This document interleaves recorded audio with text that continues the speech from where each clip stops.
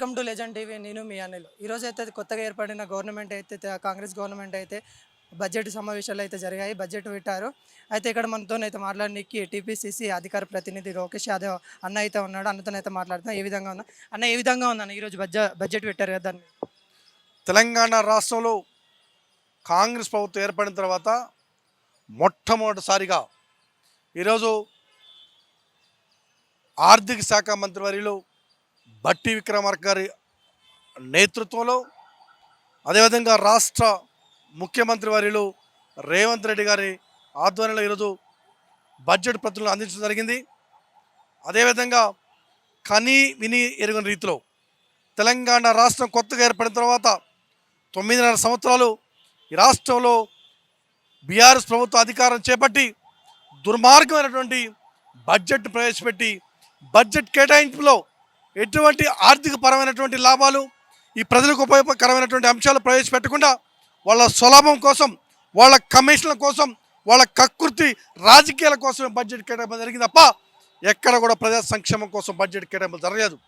ఈరోజు ఈ రాష్ట్రంలో కొత్తగా ఏర్పడిన కాంగ్రెస్ ప్రభుత్వంలో బట్టి విక్రమార్క గారు ఆర్థిక శాఖ మంత్రిగా ఈరోజు ప్రవేశపెట్టిన బడ్జెట్ బహుశా ఈ రాష్ట్ర చరిత్రలోనే ఒక ఉన్నతమైన బడ్జెట్. ఈరోజు చూసుకుంటే 2,75,890 కోట్ల రూపాయల బడ్జెట్ని ఈరోజు ప్రవేశపెట్టారు. ఈ ప్రవేశపెట్టిన బడ్జెట్లో 6 గ్యారంటీ స్కీమ్స్ కోసం దాదాపుగా 53,196 కోట్ల రూపాయలు బడ్జెట్ ప్రవేశపెట్టాం. ఆ రోజు చెప్పారు, మీరు ఏ విధంగా చేస్తారు, మీ వల్ల ఏమవుతుందని చెప్పారు. మా లక్ష్యం ఒక్కటే, మేము చెప్పిన లక్ష్యం ప్రకారం ఏ 6 గ్యారంటీ స్కీమ్స్ అని చెప్పామో ఆ స్కీమ్స్కి పెద్ద పీట వేసాం. అదేవిధంగా చూసుకుంటే ఈరోజు పరిశ్రమల సంబంధించి 2,543 కోట్ల రూపాయలు కేటాయించాం. ఆ శాఖకి, ఐటీ శాఖకి 774 కోట్లు కేటాయించడం జరిగింది. పంచాయతీరాజ్ శాఖకి 40,080 కోట్ల రూపాయలు కేటాయించాం. మూసీ రివర్ ఫ్రంట్ కింద 1000 కోట్లు కేటాయించడం జరిగింది. అదేవిధంగా ముఖ్యంగా తెలంగాణ ప్రాంతంలో వ్యవసాయం చాలా విధానంగా తెలంగాణ వ్యాప్తంగా వ్యవసాయం ముఖ్యంగా పండించే పంట, దానికోసం కూడా దాదాపుగా 19,000 కోట్ల రూపాయలు బడ్జెట్ కేటాయించాం. ఈ విధంగా చూసుకుంటే విద్య కానీ, వైద్యానికి కానీ, బీసీ సంక్షేమానికి కేసీఆర్ 9.5 సంవత్సరాల్లో దాదాపుగా బడ్జెట్ ప్రవేశపెడితే ఎప్పుడు కూడా బీసీ సంక్షేమానికి ఇంత డబ్బులు కేటాయించలేదు. మేము మొదటి దఫాలోనే బీసీ సంక్షేమానికి ఇంత డబ్బులు కేటాయించాం. అదేవిధంగా ఈరోజు చూసుకుంటూ పోతే అనేక అంశాలు, విద్యకు సంబంధించిన అంశాలు, అదేవిధంగా వైద్య ఆరోగ్యానికి సంబంధించిన అంశాలు, ఏ స్కూల్స్ అయితే మేము చెప్పామో నవోదయ స్టాండర్డ్స్లో స్కూల్స్ కట్టే విధంగా ఆ స్కూల్స్కి బడ్జెట్ కేటాయించాం. యూనివర్సిటీలకు కేటాయించాం. అదేవిధంగా గురుకులాలకు సంబంధించిన వాటికి కేటాయించాం. జూనియర్ కాలేజీలకు కేటాయించాం. డిగ్రీ కాలేజీలకు కేటాయించాం. అనేక విధాలుగా ఇన్ఫ్రాస్ట్రక్చర్ కూడా కేటాయించాం. ఈ విధంగా తెలంగాణ ప్రాంతంలో అన్ని రంగాలని అన్ని విధాలుగా సమతూకంతో సమన్వయ పరిపాలన కోసం ఆస్వాదిస్తూ ప్రజలందరికీ ఉపయోగపడే విధంగా మా బడ్జెట్ ఉందని ఈరోజు తెలియజేస్తున్నాం. అన్న, ఎట్లా అంటే ఇప్పుడు బీసీలకి సంబంధించి మీరు సంక్షేమాలు చేపట్టాలని గతంలో ఇప్పుడైతే మీరైతే మంత్రివర్గం కూడా కలిసారు పొన్నం ప్రభాకర్ గవర్నమెంట్. ఏ విధంగా అనిపిస్తూ ఉంది ఇప్పుడు బీసీలకి ఇంత కేటాయించారు? చాలా బ్రహ్మాండంగా ఉంది. నిన్న మేము పొన్నం ప్రభాకర్ గారు బీసీ సంక్షేమ శాఖ మంత్రివర్గం కలిసాం.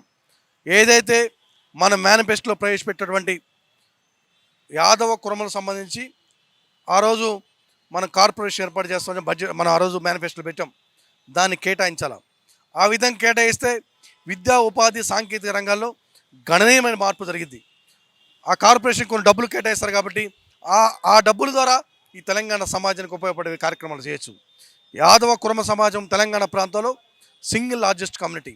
దాదాపుగా 18% జనాభా ఉన్న వారికి ఈ బడ్జెట్లో కార్పొరేషన్ నిధులు కేటాయించడం ద్వారా వారి యొక్క ఆర్థిక ఉన్నతికి సహాయపడినట్టు.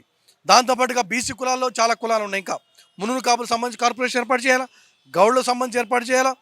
అన్ని రంగాల్లో ఉన్న వాళ్ళందరూ కూడా ప్రతి ఒక్కరు కూడా కార్పొరేషన్ ఏర్పాటు చేస్తారు. మన బడ్జెట్లో నిధులు కేటాయించడం కోసం మన కార్పొరేషన్ ఏర్పాటు చేయాలని మనం మేనిఫెస్టోలో పెట్టింది కాబట్టి వారిని కలిసి విన్నవించడం జరిగింది.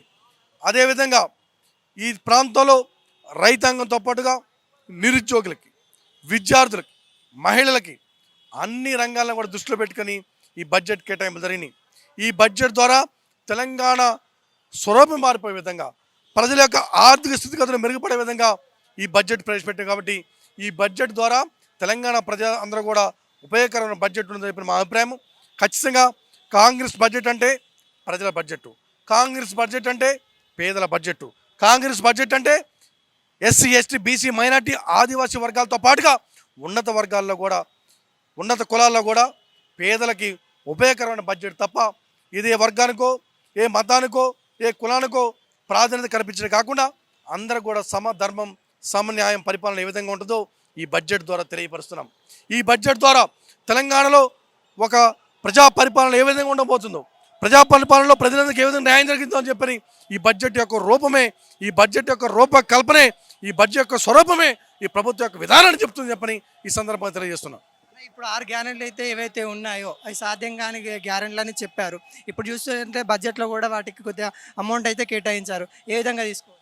ఖచ్చితంగా మేము ఏ చెప్పామో, ఏ విధంగా అయితే 6 గ్యారెంటీ స్కీమ్స్ అమలు చేస్తామని చెప్పామో, ఫస్ట్ 2 మేము ప్రభుత్వంలోకి వచ్చిన తర్వాత ఫస్ట్ మేము ఏమంటే 2 స్కీమ్స్ ప్రవేశపెట్టాం. ఇప్పుడు 2 ప్రవేశపెడుతున్నాం. ఇంకా 2 కూడా ఖచ్చితంగా 100 రోజుల లోపల ఈ 6 గ్యారెంటీ స్కీమ్ని అమలు చేసే కార్యక్రమం చేస్తాం. వాటితో పాటుగా మేము ఏదైతే ఎలక్షన్ మేనిఫెస్టోతో పాటుగా ఎలక్షన్ క్యాంపెయిన్లో మేము చెప్పామో, ఏ అంశాలు చెప్పామో ఆ అంశాలు ప్రతి ఒక్కరు కూడా నెరవేరుస్తాం. అదేవిధంగా రైతు రుణమాఫీ గురించి ప్రజలందరూ కూడా ఒక అపోహ ఉంది. ఖచ్చితంగా ప్రతి రైతు యొక్క రుణమాఫీ కార్యక్రమాన్ని ఖచ్చితంగా తీసుకుంటాం. వారి రుణాల మొత్తం కూడా మాఫీ చేసే అవకాశం ఉంది. ఖచ్చితంగా ఆ రోజు 2018 నుంచి అధికారంకి వచ్చిన తర్వాత టీఆర్ఎస్ ప్రభుత్వం ₹1,00,000 రుణమాఫీ చేస్తామని చెప్పి పెద్ద పెద్ద గొప్ప గొప్ప మాటలు చెప్పి ప్రజలందరూ మోసం చేసి వంచన గురి చేసి ప్రభుత్వం ఏర్పాటు చేసింది. ఒక్క రైతు రుణమాఫీ కూడా మాఫీ చేయలేదు. ఎక్కడో అరకొరగా 5,000 10,000 ఉన్నాయి, ఎక్కడో ఒకసాట ఒక గ్రామానికి ఒకరికి ఇద్దరికి చేసి చేతులు దులుపుకున్నారు. కానీ మాది అట్లా ఉండదు.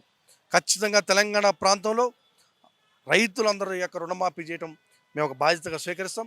ప్రతి రైతు యొక్క రుణమాఫీ చేస్తాం. ప్రతి రైతుకు కూడా అకౌంట్లో డబ్బులు పడే విధంగా.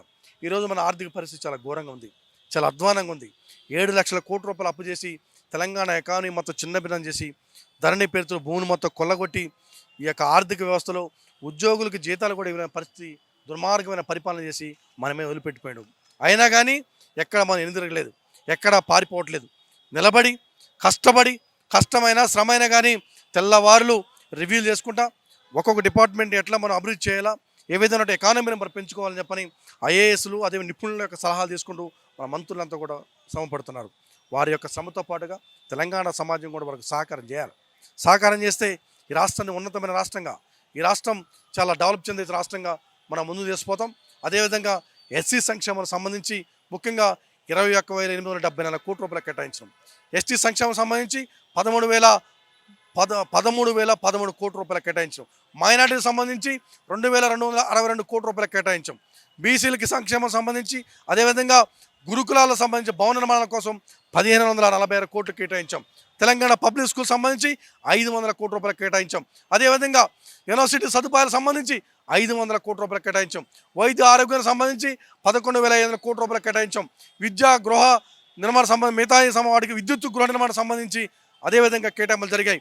అట్లనే వాటితో పాటుగా ఇంకా చాలా రకాలుగా కేటాయింపులు జరిగినాయి. అదే గృహ నిర్మాణం సంబంధించి 7,740 కోట్ల రూపాయలు, విద్యుత్ సంస్థలకు 16,865 కోట్ల రూపాయలు కేటాయించాం. అదేవిధంగా నీటిపారుదల శాఖ, తెలంగాణలో నీటిపారుదల శాఖ అనేది ప్రధానమైనటువంటి వనరు. ఈ వనరు ద్వారా తెలంగాణ ప్రాంతంలో గ్రామీణ ప్రాంతాల్లో మండల స్థాయిలో, గ్రామ స్థాయిలో, జిల్లా స్థాయిలో కూడా చాలా గ్రామాల్లో ఎక్కువ వ్యవసాయ ఆధారం మీద పోతున్నటువంటి కుటుంబాలు చాలా ఉన్నాయి. దానికోసం తెలంగాణ వ్యాప్తంగా తెలంగాణ ప్రాంతంలో ముఖ్యంగా అగ్రికల్చర్ ప్రధానమైనటువంటిది కాబట్టి దానికి 28,024 కోట్ల రూపాయలు కేటాయించాం. ఈ విధంగా బడ్జెట్ కేటాయింపులో అన్ని వర్గాలకి అదేవిధంగా అన్ని రంగాలకి సమన్యాయం చేసుకుంటూ బడ్జెట్ కేటాయింపులు జరిగింది. కాబట్టి ఈ బడ్జెట్ తెలంగాణ అభివృద్ధికి ఒక దిక్చూసి, తెలంగాణ పరిపాలనలో ప్రజా పరిపాలనకి ఈ బడ్జెట్ అనేది ఒక దిక్చూసి ఉండబోతుంది. కాబట్టి ఈ బడ్జెట్ ద్వారా తెలంగాణ స్వరూపం మారబోతుంది. పేద ప్రజల యొక్క, పేద వర్గాల యొక్క ఆర్థిక స్థితిగతులు మెరుగుపడబోతాయి. ఈ బడ్జెట్ ద్వారా స్త్రీల యొక్క అభివృద్ధి కానీ, గిరిజనుల యొక్క అభివృద్ధి కానీ, బీసీల యొక్క అభివృద్ధి కానీ, ఎస్సీ ఎస్టీల యొక్క అభివృద్ధి కానీ, అన్ని వర్గాల అభివృద్ధి కూడా మనకు మొత్తం కూడా ఈ బడ్జెట్ ద్వారా మెరుగై తెలంగాణ రాష్ట్రంలోనే ఒక ఉన్నతమైన రాష్ట్రంగా ఉన్నతమైన రాష్ట్రమై దేశంలో ఒక ప్రముఖ స్థానంలో ఉండటం కోసం ఈ బడ్జెట్ ఉపయోగపడుతుందని ఈ సందర్భంగా తెలియజేసుకున్నాను. ఇప్పుడు రైతులైతే ఉన్నారు, వాళ్ళకి రైతు బంధు పడట్లేదు అని ఒక అపోహ అయితే ఉంది. ఈ బడ్జెట్ ద్వారా వాళ్ళకి ఏమైనా సమాధానం పోయే అవకాశం ఉందా? అదే కేటాయింపులు జరిగినాయి కాబట్టి ఖచ్చితంగా రైతు బంధు జరుగుతుంది, రైతు బీమా ఇస్తాం, రైతు బంధుతో పాటు రైతు బీమా ఉంటుంది. దాంతోపాటుగా మేము చెప్పినట్టుగా వ్యవసాయ సంబంధించి ఇన్పుట్ సబ్సిడీ కూడా ఉంటుంది, పంట నష్ట పరిహారాలకు సంబంధించి కూడా ఉంటుంది. కాబట్టి ఎవరు ఆధారపడవద్దు. బడ్జెట్ని మనం చిన్నబన్నం చేసి పడేసి మన ఆర్థిక వ్యవస్థను చిన్నబన్నం చేసినటువంటి బీఆర్ఎస్ ప్రభుత్వాన్ని ఇప్పుడిప్పుడే మనం రికవరీ అవుతున్నాం. మనం ఏ విధంగా ఆర్థికపరమైనటువంటి అడుగులు ముందుకు పడతాయని చెప్పి ఆలోచన చేస్తున్నాం. కాబట్టి ఎవరు ఆధారపడాల్సిన పర్లేదు. కాబట్టి ఖచ్చితంగా మన మేనిఫెస్టో పెట్టే అంశాలు కానీ, రైతులకు ఉపయోగపడే అంశాలు కానీ, విద్యార్థులు నిరుద్యోగుల అంశాలు కానీ, ఉద్యోగ సంబంధించిన నోటిఫికేషన్లు వేస్తున్నాం. అన్ని వర్గాలకు న్యాయం జరిగే విధంగా తెలంగాణ ప్రాంతంలో ఉండబోతుంది. కాబట్టి ఈ బడ్జెట్ తలమానికం.